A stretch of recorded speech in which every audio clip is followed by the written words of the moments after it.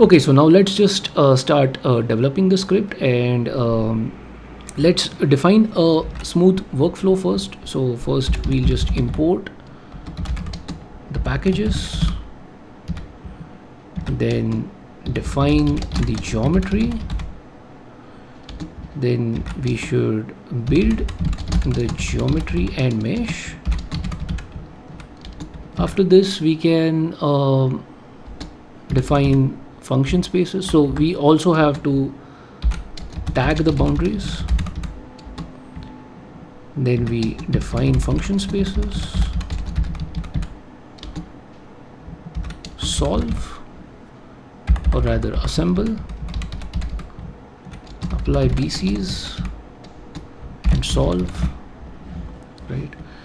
I'm really sorry for all of the spelling mistakes I'm doing here. So okay, so and solve, and post process to compute fluxes, right? So that's our objective. This is the problem we are going to solve, and the flux at the boundary we should get as close to 137. So that's our analytical value for this problem. So so we have already solved this on MATLAB. So now let's just do this on FEniCS. So let's just start off. So first let's just import these guys. So the most important is this dolphin. So this is basically what's getting all of your important stuff from FEniCS, right? So we are importing all of the required FEniCS stuff.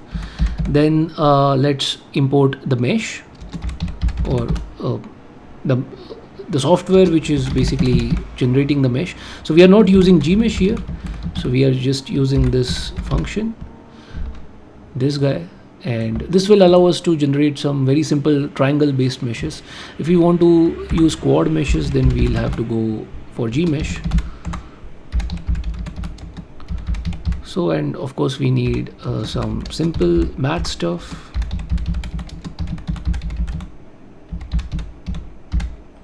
We also need to plot, right?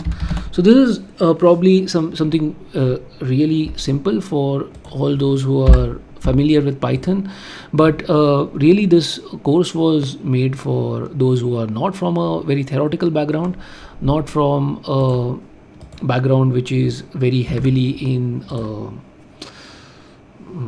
computational sciences. So that's why we started off with finite elements on spreadsheets, and then we solved in 1D, 2D and 3D, and finally we are at FEniCS. So I hope I'm a bit slow here, and really the idea is to understand what's happening here and also understand the syntax. So so let's just define the geometry. So let's define an outer boundary which is truncated at 12, and then define a hot radius at 1, a cold radius at 0.5, right? All right, and now we can build our geometry. So let us say outer is equal to circle point 0, 0 outer radius, right? And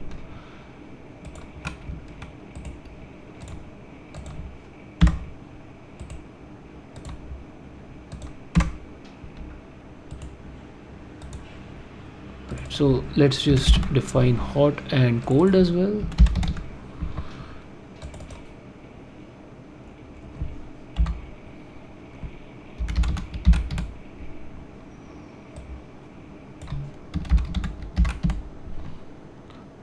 This guy will be at 2.5, right? So now let's just say domain is equal to outer minus hot minus cold. So this is very similar to the Boolean operation which we did in Gmesh, and then we just mesh this using generate mesh on the domain with 50. So this is a very coarse mesh, so let's just keep it at that right now.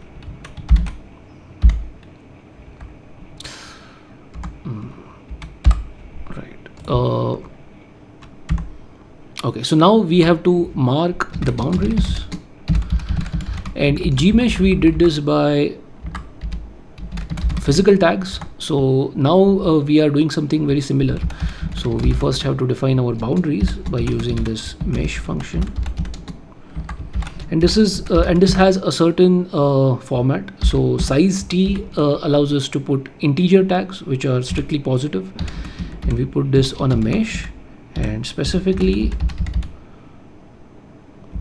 on elements which have, or constituents you could say, which have a certain dimension, and that dimension is 1. Okay, so so this guy here, 1 is the important part. So if I put this as 2, then I might capture the 2D elements because they have 2 dimensions which are triangles. If I use 1, I am capturing 1D elements. If I put 0, I am capturing the nodes, right? So but this is not enough. So I will also have to basically triangulate, or rather I will have to put some more checks and balances to really get my boundaries. So let's define my intention here. So my intention is to basically mark these boundaries. Okay, so mark some hot boundaries, some cold boundaries, and outer boundaries.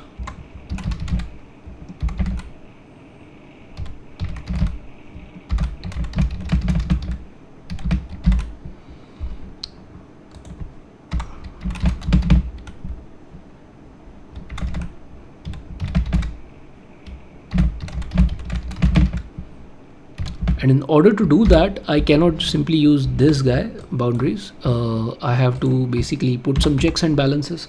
So for doing this, I have to define a class, okay, which is basically a subdomain. So I have to put this hot, cold, and outer as different classes, and I have to basically call this subdomain. So your subdomains could be subdomains which are inside this mesh. So they could be parts of these triangles here, right? Your triangular mesh. So they could very well be something that you are cutting out here. Okay, subdomains that are inside the mesh, or your subdomains could even be your boundaries. So in our case, we are really interested in boundaries.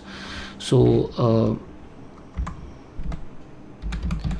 so we define this function inside, which is just a syntax, nothing we can do about this. So define inside and self is just a syntax as is. After this we have our coordinates, so we can just use any representation. I'm just using x, and on boundary, so you can write it as on boundary or on b. So this is again a syntax, and this is crucial because this basically this is like a question you are asking. So this mark guy goes here, right? It goes to hot. It asks this question to hot, whether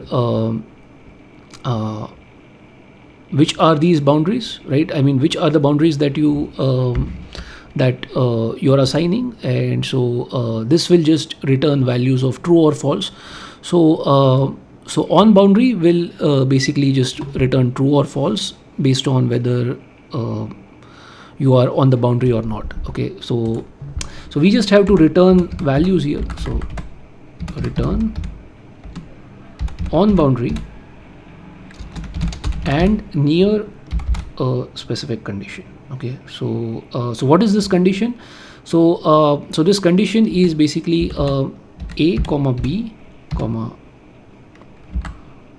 tolerance. Okay, so let me just put the tolerance as 0.1.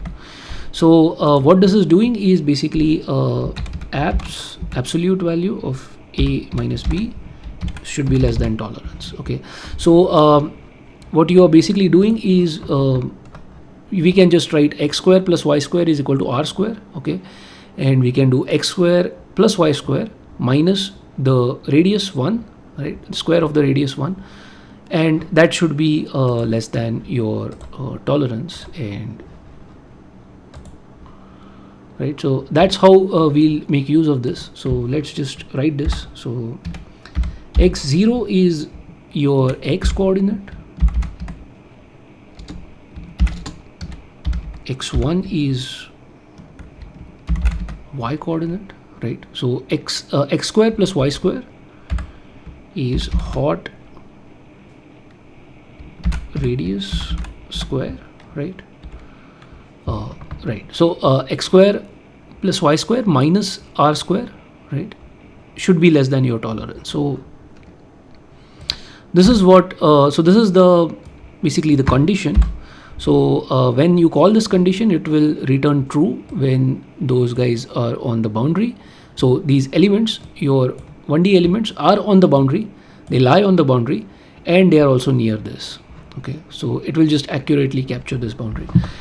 Now let's just do this for the other boundaries as well.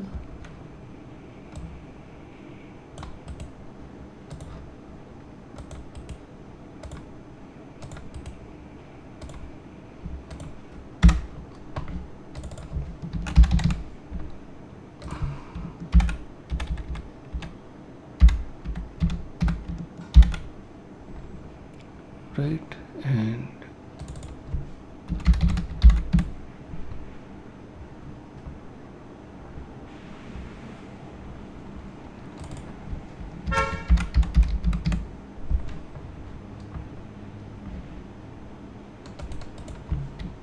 outer, right? So so now we have tagged all of the boundaries, and so now we can just move ahead and start defining our function spaces. So function space, so let's say v is equal to function space of mesh using Lagrange shape functions with an order of 2.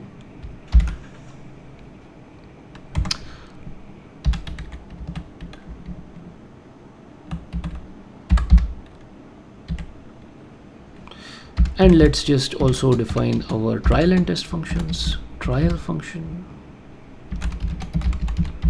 v, test function v, right? So these are our trial and test functions. And now let's just define our linear form and bilinear form. So our bilinear form will be our, so this is just our stiffness matrix, so which is simply your inner product between your trial and test functions. So because we are simply using a Laplace equation here, so this guy here really is important. So this dx is so of course when we are integrating, we multiply by dx into dy, right, for our 2D case. But here really we just multiply by dx, and we can also define this as per subdomains as dx of 2 to integrate over subdomain 2 or subdomain 3. By default it's just integrating over the entire domain. So here we need to integrate over different boundaries. So I forgot to add this ds. So just like dx works on the mesh inside on the triangular elements, so ds is what is the default for your 1D elements on the boundaries. So or basically your any 1D element, right? So ds is the standard syntax for your 1D element. So we need a ds of 2 or ds of 3 in order to integrate over those specific hot or cold boundaries. So let's just do this. So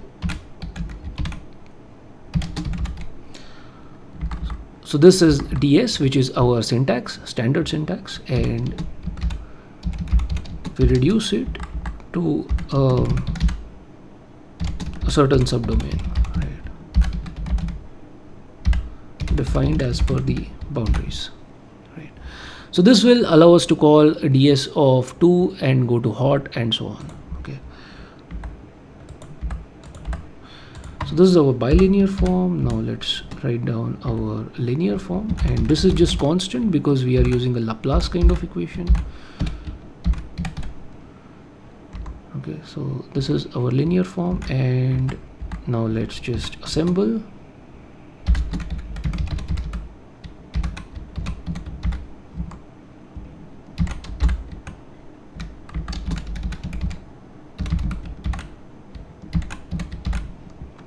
right? So now we are just left with plugging in the directlet boundary conditions. So for doing this, we just have to run a for loop, and this for loop we just run it over the hot boundary and cold boundary, and these are variables which I will have to specify. So let me just complete this. Right, so I apply the boundary conditions here, and for this I need to raise a query for hot boundary and cold boundary, and for this I have to use my directlet boundary condition, which is a ready-made function here. So I can just do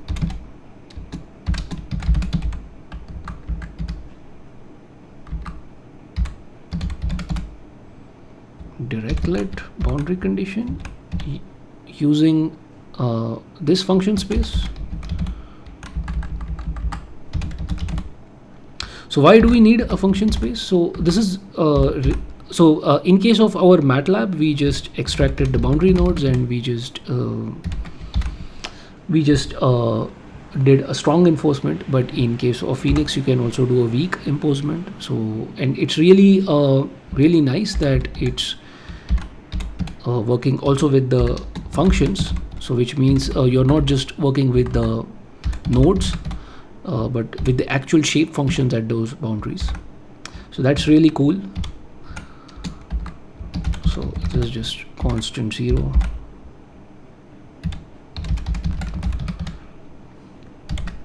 So is it correct? So cold is 3 and cold is 3. Okay.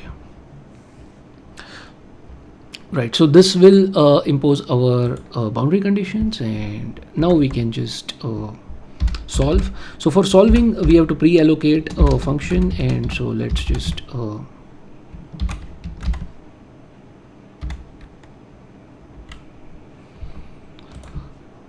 so this is just any function defined within this functional space, right? And you can just interpolate it using your shape functions, right?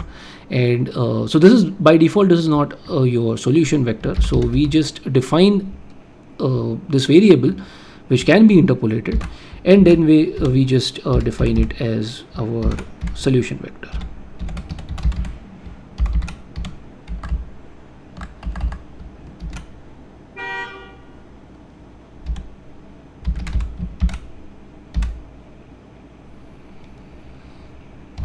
So this is our solution vector, and solve.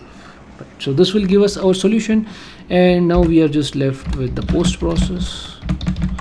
So now we have to compute our fluxes. So to do that, we use two approaches. So the first approach is our boundary integral. So boundary integral approach,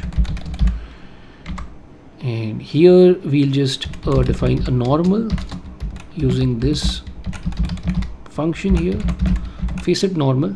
So facet normal is just going to extract the unit normal in the outward direction for the entire mesh, and we just have to integrate it along the hot boundary. So we just use a flag of 2. So we'll just use ds of 2. So basically we just take the gradient of our solution vector and dot it with the unit normal in the outward direction, and integrate it only over the second face, the second boundary, that is the hot boundary, right, which is tagged with 2. Right, so this is correct. All right, so now we can just print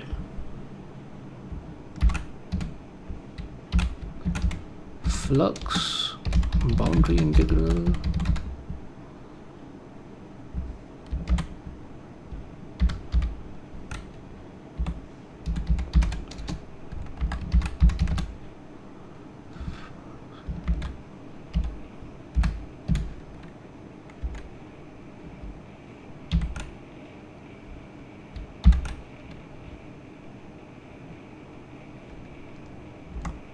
right.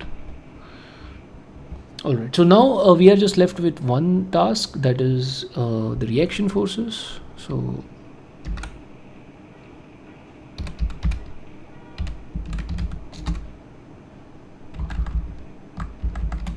reaction forces approach, and for doing that let's just assemble our stiffness matrix.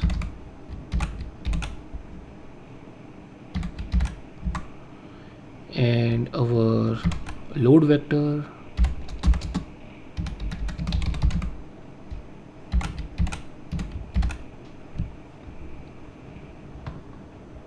right, just the same thing once again, but we'll not apply the boundary conditions, and we'll just multiply the stiffness matrix without the boundary condition with our solution vector,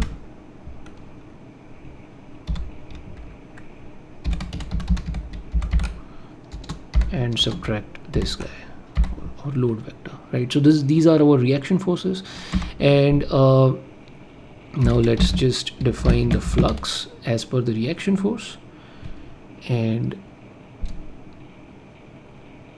let's so for doing this we just have to sum this reaction force over all of the nodes. We don't have to do an integral here. For this we need the node to node values, so we have to extract these specific nodes. So for doing that we use this struct or this dictionary, which is so we just want our hot boundary, the reaction forces on hot boundary, so we'll just use this struct. So these are basically your values on the hot boundary, which are basically all of them are 50. So I have just used it for extracting I, and so these I are basically just your nodes, and you just calculate this reaction force at those nodes and you just sum those guys. So that's all we have to do, and right, so let's just print this also.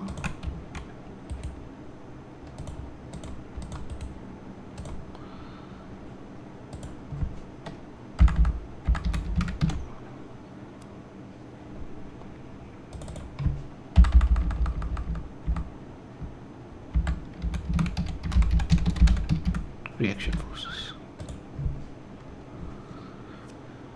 right?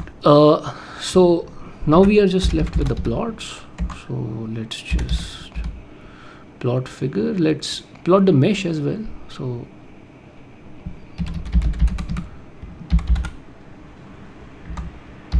plot mesh, line width. So let's also visualize our mesh, and this will be quite helpful. So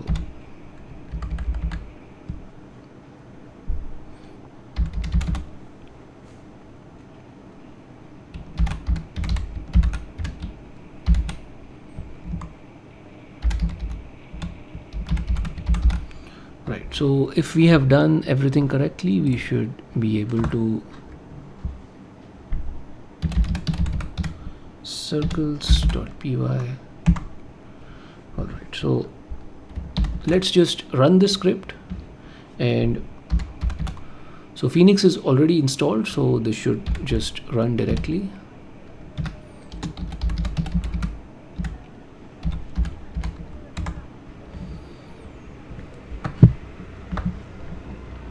So I have missed a colon.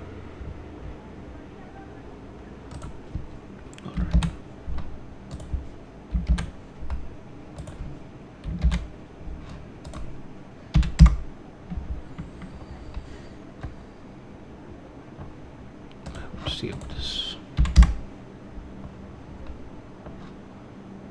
Alright, so there's some issue with this. I think I got the syntax right. Sum of reaction.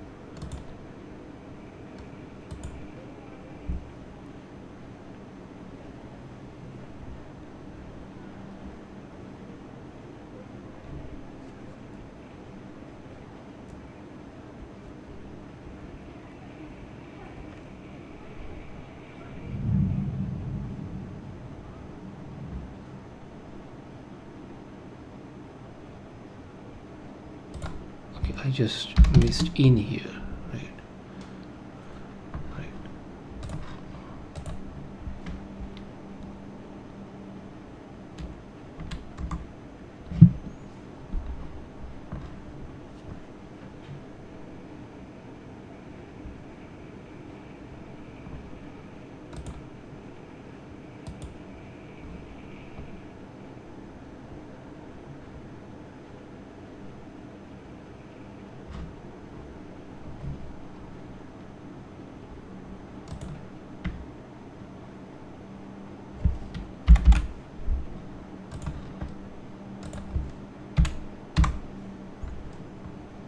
Right, so this is our solution, very similar to the solution we got from MATLAB, but you can see that the meshing is not really good. So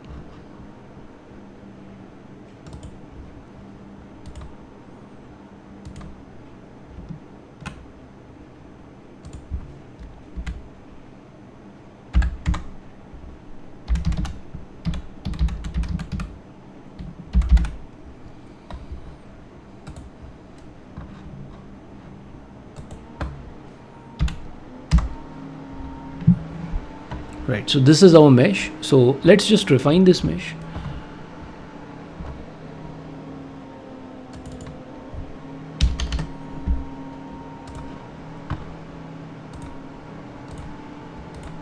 And you can see these are our flux boundary integral values, and so this is minus 125. So because this is your actual flux boundary integral, so this is basically in the minus direction because it's a hot cylinder, so heat is flowing out. So this is minus, and for the reaction forces the sign is opposite because this is like the opposite. You could think of it as a virtual flux in the opposite direction, which is maintaining the boundary condition. So they are always in the opposite direction, so that is plus 130. So these are our two different calculations, and let's just refine our mesh and do this again.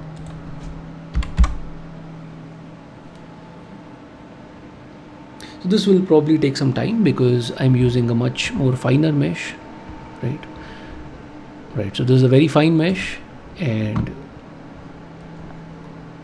so this is really a very brute force approach. So we did not really mesh closely near these circles like we did in Gmesh. So now you can see that these values are very close to what we got in MATLAB. So you always get these kind of almost 135. So that is a good value. Your analytical value is 137, and for doing that really you have to mesh really fine, and you also have to basically increase this R outer. You can just go on increasing this, but that also means that you have to add much more number of elements as well.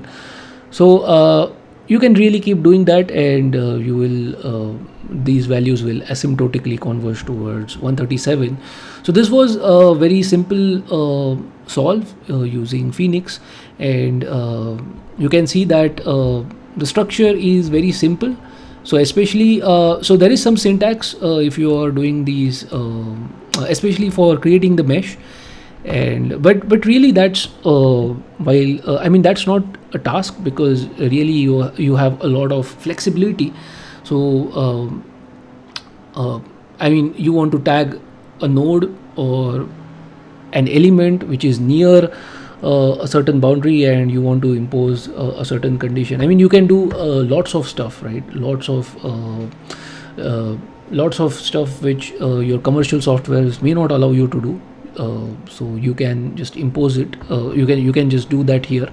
So of course you can impose Robin boundary conditions or wall functions in your commercial solvers, but this leaves you so many options, right? So this is really something that you can tweak, you can play around with, and of course if you look at the actual assembly and the function space, the mapping to the function spaces, the dot product, and all of these assembly features, so they were really simple, right? And you can just you don't have to maintain any shape function library. You can easily crank up the order to 3, 4 or even higher orders, and I think that is not really available in all of the commercial solvers. So this is a plus.